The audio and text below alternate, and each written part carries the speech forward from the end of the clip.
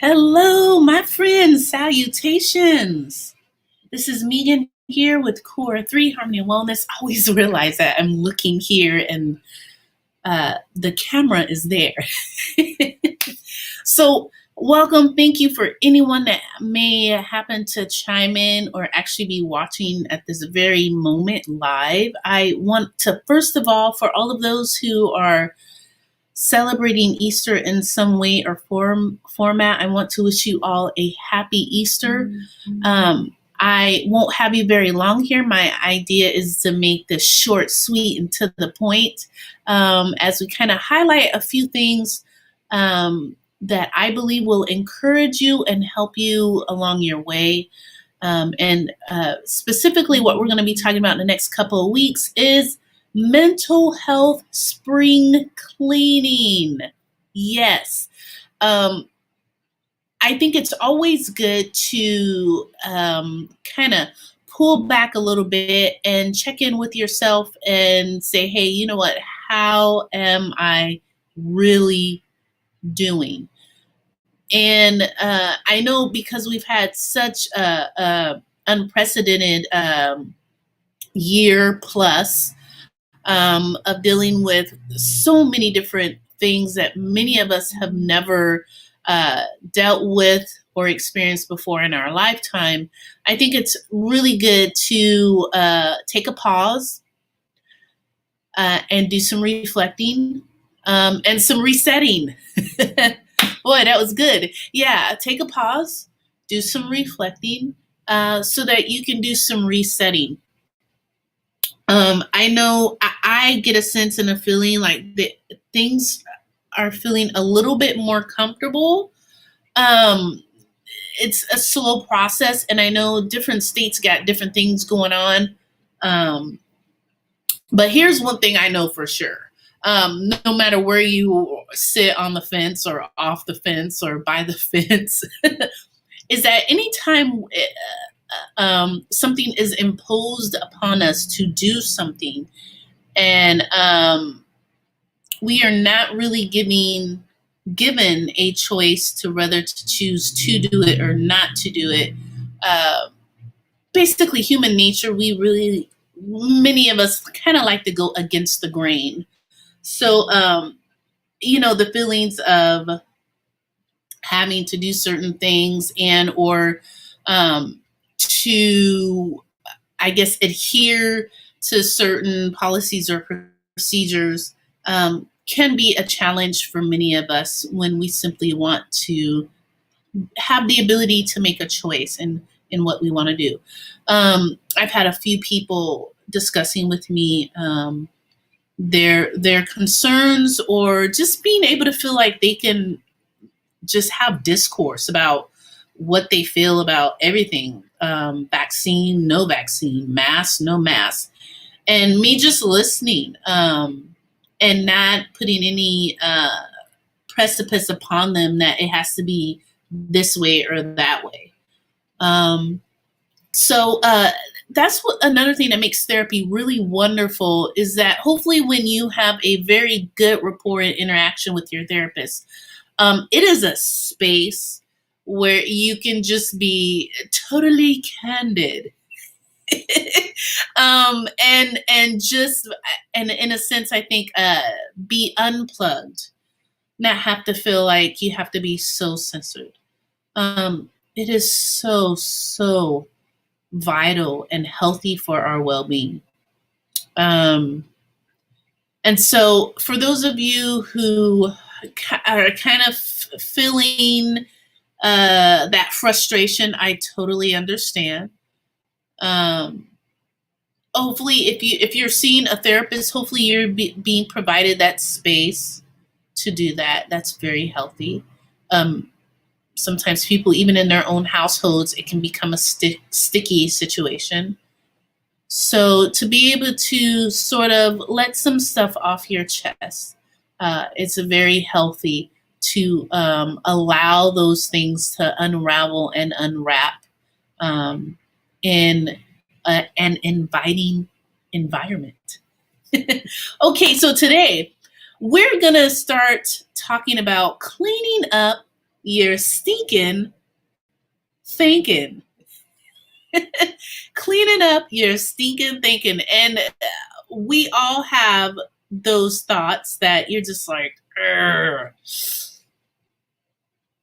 why do I keep doing this? Or where is this coming from? Why do these thoughts keep popping in?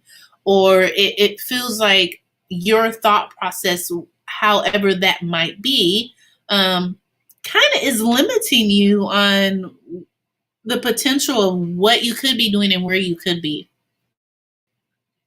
So I want to share with you today just a few things I have notated here on kind of some distortions that we have.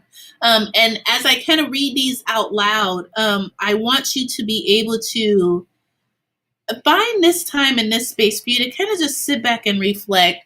Is this going on with me? Is this something, is what she is mentioning and talking about, do I resonate with that? Is that, yeah, I do that, or yeah, that does happen.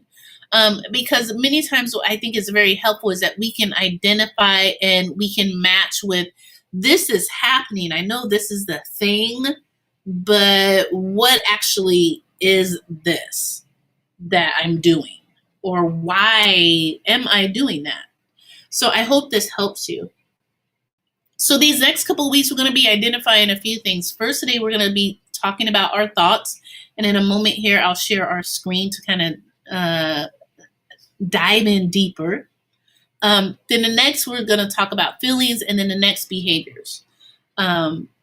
So the first thing is that I want you to kind of just hear these as I describe them, okay?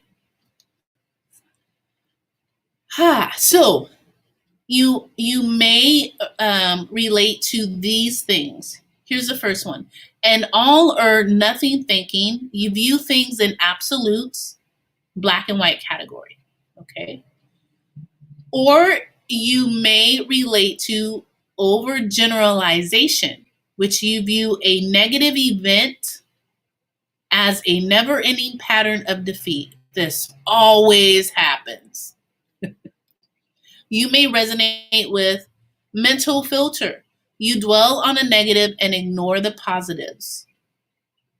You may find that this next description is something that matches well with your thought process, and it's discounting the positive. You insist that your positive qualities don't count. Jumping to conclusions. You jump to conclusions not warranted by facts. Mind reading. You assume that people are reacting negatively to you. Fortune telling. You predict that things will just turn out bad. Magnification and minimization. You blow things out of proportion or you shrink them. You may find that you relate in your thinking process to this description. Emotional reasoning. You reason from your feelings. I feel like an idiot, so I must really be one. Should statements. You use should, shouldn'ts, must, oughts, and have lots. I love that because it just rhymes. Excuse me. Just it. Labeling. Instead of saying, I made a mistake, you say, I'm a jerk. I'm such a loser. Blame. You find fault instead of solving problem. Self-blame. You blame yourself for something you blame others and overlook ways you contributed to the problem. Now, these are a few distorted thoughts that each one of us have, at least one of those that I described. And I think a key is, as you hear that, as you listen, and this is available to go back and review and listen to me again. You will find that many of us, we carry more than one of those descriptors with us in how we think. And it's very difficult to kind of to recognize it when you're in the moment when you're doing it. But if you sit back, like we pausing, we're gonna pause for a little bit so that we can reflect. When you listen to those thought processes that I described, you will start to see, oh my God, yeah, I do that. I do, for example, I do jump to conclusions and just don't even kind of integrate or think about what the actual facts are. I just gonna just automatically assume and or predict the fortune telling that's part of the conclusions, or predict that this is gonna be bad or something's gonna go down that's bad. I think one that I feel like I hear quite a bit in my interactions with people is the overgeneralization. Woo, there's some words that my tongue get all tangled. You view a negative event as never ending. This always happens. I had a moment like that the other day, and I was like, wait a minute. I'm like so close to being there. I'm so close to being like, this always happens. And I was like, okay, I'm consumed in this moment. Can I pull myself back? And you know what? It's hard. It's kind of like, what's a good example for you? It's kind of like when you're trying to hold back a sneeze, like it's an automatic, like your body, like if you need to sneeze in or expel whatever that is, that your body's like, hey, we got to get rid of this, or there's some sort of irritant and it might cause you to sneeze. It's like it can be a challenge trying to hold in a sneeze. And that was kind of the way I felt with that, kind of like this always happened sort of thinking process scenario that I was wrapped up in. But I was allowing myself in that moment in time to just be so all consumed in the situation. And so this is why I feel like it's so awesome for us to stop and do these kind of spring cleanings with our mental health. Especially if you're a person that is in therapy or been in therapy in the past, and you felt like you got what you needed and should from therapy at that moment. It's really good to take a look back. Like sometimes I'll get people say, yeah, I did such and such, and I just been out of practice and haven't been doing the things anymore. And it's kind of like you start to develop those cobwebs around skills that you know how to utilize. You have to keep implementing. You have to keep working them. You have to keep practicing them. You have to keep integrating them into your everyday. And I think that's where we can start to get off the track, so to speak, and kind of get stuck in some of those, like, oh my gosh, these are these old behaviors that I'm doing again. And I know it. I'm aware of it. And so let's dive in a little bit more. I'm going to try to share my screen here. Let me see. Bear with me. I'm going to try to split the screen where you still see me as well as the screen I'm showing to the best of my ability.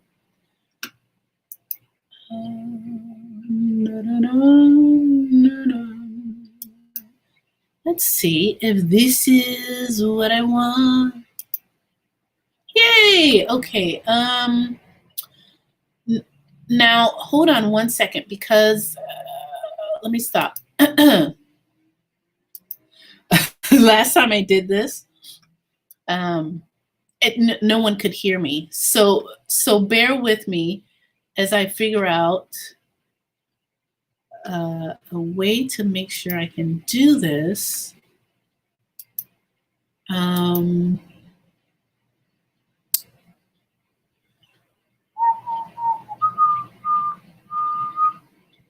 that I can split my screen. Now, bear with me, my friends.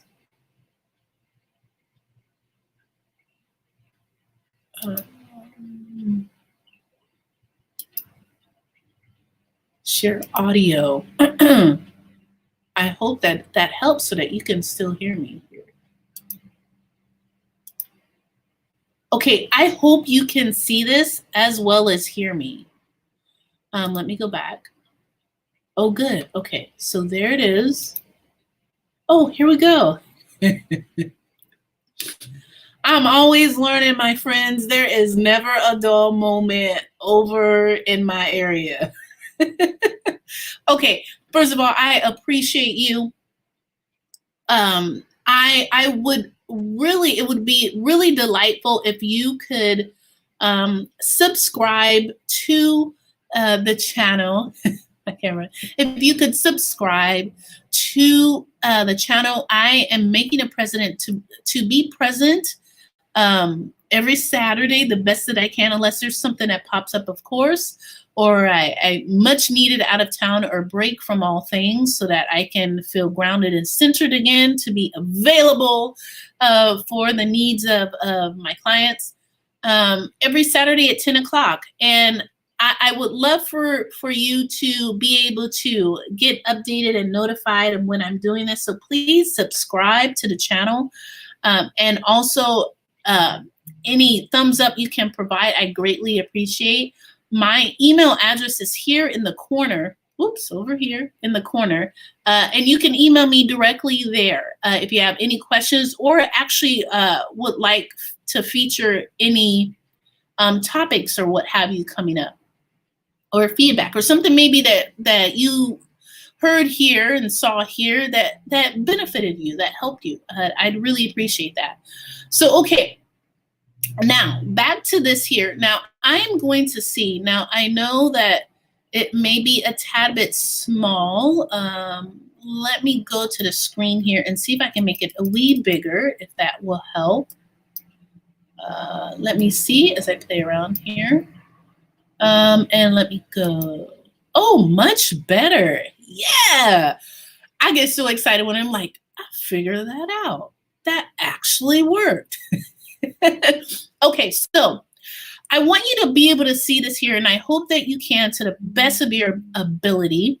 This is a CBT Introduction to Thinking. Now, for those of you who are familiar with therapy, man, you cannot go into a therapy situation without at least hearing about CBT once or more than you wanted to. So CBT stands for Cognitive Behavioral Therapy. I always tell folks that it is like the grandfather, the godfather of psychotherapy, in that cognitive behavioral therapy dives into one's thought processes and how that is distorting or disturbing your mental health and well-being and your way of coping. And so that's kind of like why I like titling the discussion today, Stinkin' Thinkin', because many of us, we have those stinking thoughts, those thoughts that are not necessarily so great that we can get stuck on, and for some reason even stay attracted to, even though we know that that is not good. I don't need that thought. I don't want that thought. But still there is kind of this, how do I want to say? It's kind of this strange magnetism to it. So we're gonna discuss here. I like this illustration, and it says, what you think and do affects the way you feel. Again, what you think and do affects the way you feel. Now, let me make this a little bit, let's see if I can make this bigger so that you're not seeing. Nope, that's not what I wanted to do. Uh-oh, how did that do? Made it a little bit bigger. I was trying to get the other pages off, but that's okay. We'll keep it as is. I don't want to mess with it too much because I got it where you can see it now. So I'm gonna leave it alone. So I want you to just stop and reflect on that for a moment. When have your thoughts and your actions affected the way that you have felt in a moment or situation? So when have your thoughts affected the way that you act or something that you did, your actions, which then trickled down and affected your feelings, what was going on with you emotionally? Okay. So they're all connected. They're all very much connected. And a lot of times what starts to happen up here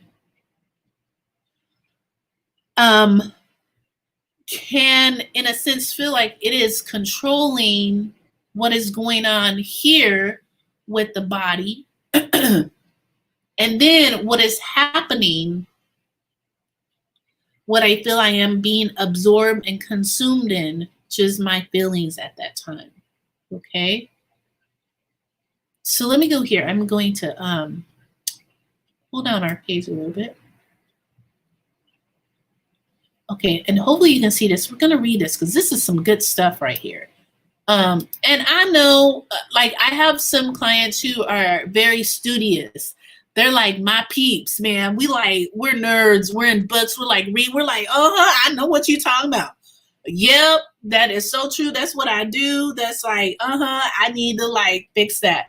Then there's some people that are like, if we don't discuss it or talk about it in therapy, it's like they don't do it. So I have, the two opposite ends of the pole, so to speak, of individuals and how they like to dive into their stuff. So let's read this here. Everybody has thousands of thoughts per day. Some are helpful and uplifting. I'm glad I did that. I really like being here. And some are more downbeat. I'll never be able to do this. I'm a waste of space. More importantly, some are accurate. I really messed up that time. And others are untrue. I'm completely useless.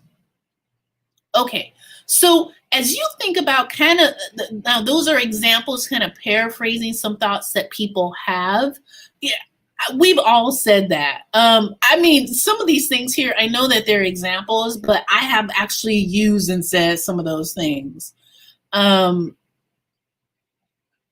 think the further and deeper down you are and what's going on in your situation, the more you start to see that negative script really comes out.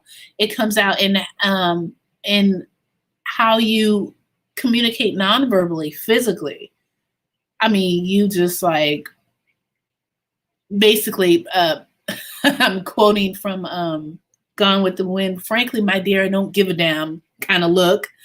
And you just, there's the lack of interest in things around you, and even in things that you would normally like to do sometimes that you enjoy.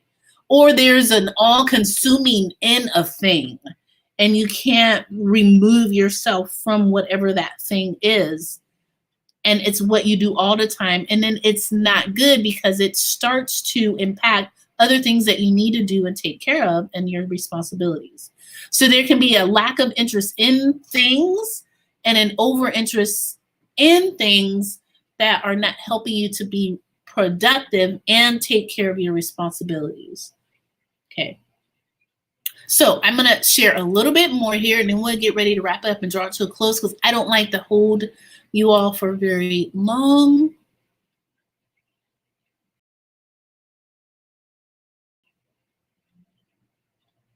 Okay.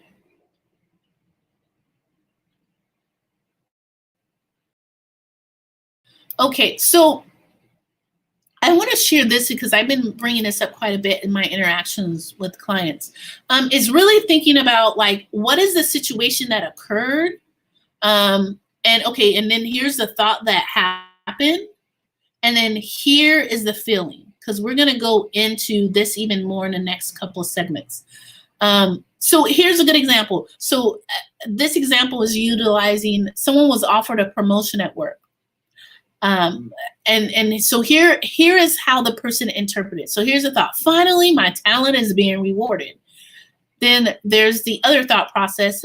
They will find out I'm a fraud and I can't do my job. So then here's the feeling sensation. So like, what is happening? What is coming up for you emotionally, and how is the body presenting this? Okay. And so with the first scenario of like, man, my talent is finally being rewarded. They finally realize that like I got the skills. So you're excited and you're happy. Okay, that is the emotion, and then the sensation. There's happiness that comes because you're excited and you're happy. Then the next scenario where you're like, yo, I'm like not all like legit like they think, and they're gonna really find out I don't know what the heck I'm doing. So then there's the thought, the feeling, and the emotion that comes with that says, I'm nervous and I'm fearful. Do you see how there are two different ways of viewing this event, which lead to two different ways that the body is representing what's happening? I mean, because someone could say, "Oh man, that's awesome, that's amazing. You received a promotion," and depending on where that person's thought process is with how they are interpreting this news, that leads the direction to the emotion and the that mind body connection that occurs. That leads it to that emotion and how the body is responding or will respond. Because some people can say, "Oh, I know when this happens, this is what my body does." Or like a good example is like when I get angry, like I like things tense up, my shoulders tense up, or like some people will feel like a tightness in their chest or what have you. Like some people can pinpoint and name specific things they feel occurring with their body. Okay.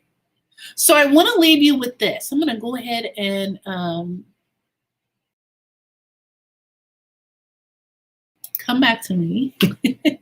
I want to leave you with this because, and I always just ask this because this is not where everyone I work with is at. Because of my Christian faith and background, I really believe that it's important to integrate and incorporate biblical principles with some of the things that we are learning in mental health. And I believe it's important to do that. One, because wherever you are in your specific belief system and how that it resonates for you. For example, I like to help clients incorporate and tie in their connections with specifically things that helps them to step into their well-being and their healthiest self. So if that is prayer for one, meditation for another, serving for one, or whatever it might be that they feel is a spiritual outlet or connection, I think it's important to tie that in to what you're doing within your therapy. So for today, I want to, let me go here because this is the first thing that popped in my mind when I was thinking about the discussion today. I'm going to pull up the verse so that you can see it on the screen.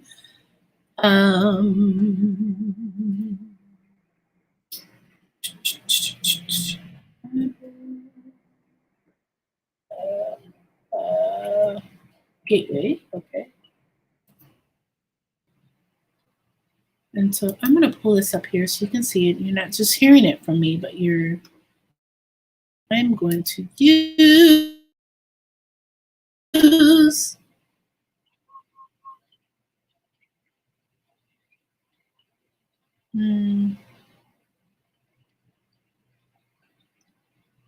Oops.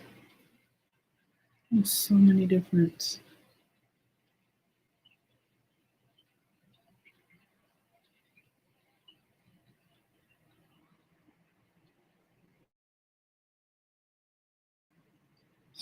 I want a specific translation that oh, there we go. Okay.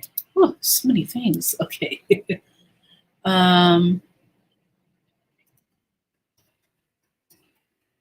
Yes. I love it when you start to type something, you're like, oh, someone's looked it up that way as well. Okay.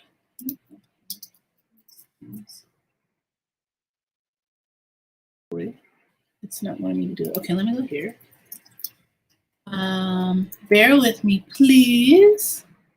Get the right address, I call it. Okay, so here we go. I have to say that growing up, using the King James version of the Bible, gosh, there's just something that appears to be so sweet.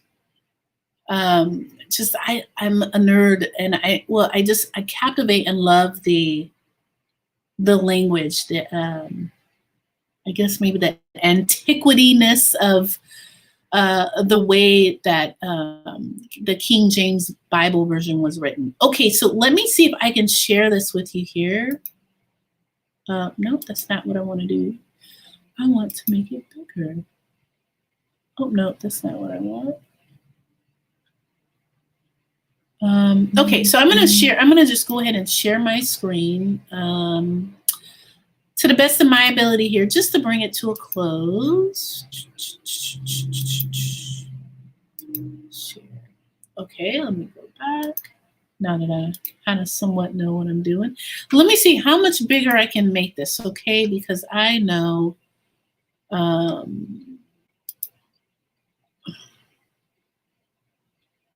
it is quite small. I'm trying to see.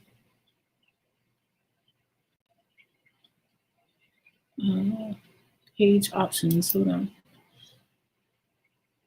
No, that's not what I want. Let's go extra large. Oh, that helps a little bit. And let me see if I can zoom in a bit here. There's always something popping up that kind of drives me crazy sometimes. Okay, so let's go back. That's a little bit better. Sorry for stuff that's on there that I'm not quite sure how to get rid of. So this is what came to mind today. And this is Philippians 4:8. I happen to have been enjoying the ESV, English Standard Version, lately. And next to it, I have the version that I still believe to this day that a large majority of people utilizes, which is the NIV, the New International Version. But let's take a look at this. It says, finally, brothers, whatever is true, whatever is honorable, whatever is lovely, whatever is commendable, if there is any excellence, if there is anything worthy of praise, think about these things. And the NIV version tells us that, finally, brothers and sisters, whatever is true, whatever is noble, whatever is right, whatever is pure, whatever is lovely, whatever is admirable, if anything is excellent or praiseworthy, think about such things. And I think that's really important. I'll just come back to me now. That we know, there we go, that we know that as we draw our minds towards those things, or we think upon those things that are lovely, that are pure, that are true, that are admirable, that are praiseworthy, we start to squash and help minimize all of the negative stinkin thinking. So I hope that a little bit of that biblical perspective you found helpful today. And I'll continue to season our times together with passages and scriptures from as a believer, from as a standpoint that the Holy Scriptures are a living word, okay? Like it brings life into situation. It brings light to situation. It also magnifies places for us to understand who we are and our purposes. It also magnifies areas where we fall short, and places where we can, in essence of realizing this is a place that I'm not so great at or great in, I can also get better at. And as you apply the living word to situations in your life, it's nothing but a game changer. It is life changing, and it has been for so many throughout the stages of time.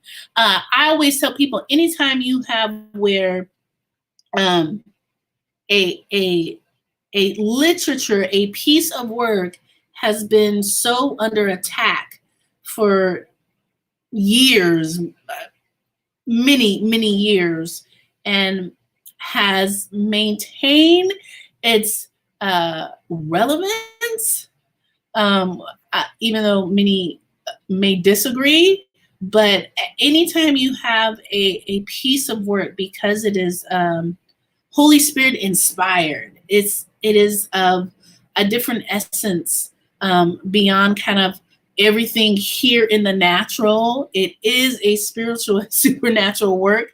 It is always going to rise above anything that's thrown against it here on our earthly plane. So you cannot help but solve problems and remedy many situations and find solutions for many things when you tackle it with the living word. So I want to leave you with that. Think upon those things that are lovely, pure, noble, true, praiseworthy. And it would help squash all of those negative, stinking, thinking, distorted thoughts that we have. And I guarantee you, you will see just some amazing things turn around for you. Takes practice. Many things will come against, but nothing can tear it down. So I appreciate you. Please subscribe so that you get notified. Please tune in here or whenever you're watching. I thank you so much for the time you gave me to tune in and hear something that I had to say. There's tons of people on the internet now, so anyone that happens to watch something that I do, I don't take it lightly. I greatly appreciate it. And so as we get ready to close, I want you to make sure you tune in next week, gathering in all that nice energy. Oh, yeah. And please know I am setting nothing but good intentions, many blessings over you and yours, and sending nothing but good vibes your way. So I hope that the information you heard here today was, of course, informative, uplifting, and inspires you along your journey. I appreciate you, and I look forward to chatting and discussing more as we learn about some good tips to spring clean our mental health next week.